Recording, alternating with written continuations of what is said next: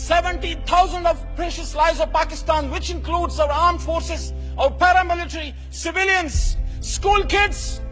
So Mr. Donald Trump, if you demand from us to do more, I demand from you to do more to stop supporting the terrorist number one of the world, Israel and India. Have you seen on earth? Have you seen on earth a tragedy bigger than what happened in Army Public School? Mr. Donald Trump, hundreds of our kids, school-going kids and their teachers, they got burned and beheaded. And who did that? You're lucky. The guy who kills Muslims and non-Hindus in India in thousands of number.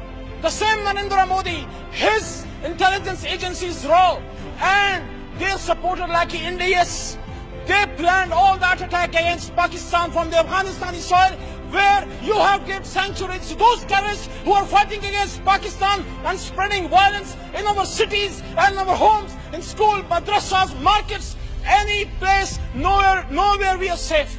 And that is only because of you, Mr. Donald Trump, that you are supporting those people who are terrorizing, who are spreading violence. They are killing Kashmiris.